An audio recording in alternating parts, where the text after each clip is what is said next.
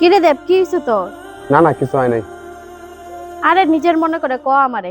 আরে আমার কলেজে 3000 টাকা দেওয়া লাগে, এডমিশন হইতে লাগে, নাহলে আমার এই বছরটা নষ্ট হয়ে যাবো। আচ্ছা 3000 টাকা আমি দিতেছি, আমার সাথে চল। না না তোমার সাথে যাইতাম না, তোমার চিনি না জানি না, আমি জানি কি ভাই। আরে তোর পয়সা লাগবো কি না? আচ্ছা ঠিক আছে চলো। এই জন্য 3000 টাকা, তুমি কলেজ ভর্তি হইও। না না আপনার এই টাকা আমি ফ্রিতে নিতে পারবো না, আপনার রেখে দেন। আরে না না, ফ্রিতে দিতেছি না, তার বদলে তুমি আমার মেয়েরে 2 মাস টিউশন পড়াইও।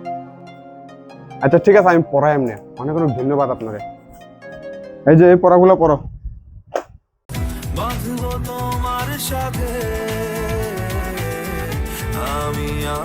আচ্ছা দেব, পড়ানো শেষ হলে আমার সঙ্গে অল্প দেখা করো। আচ্ছা ঠিক আছে দেখা করবো নি। এই পড়ো।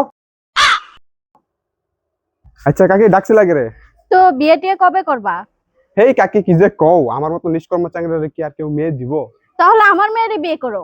এটা তো আমার লিগে খুবই সৌভাগ্যের বিষয়, কিন্তু আমি বিয়েটা করতাম না গো, কামাই টামাই করি না। আজ্ঞা।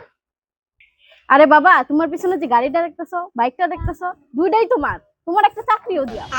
আচ্ছা ঠিক আছে চাকরিও দিবা তো? আচ্ছা ঠিক আছে তাহলে আমি একদিন বিয়ে করতে রাজি।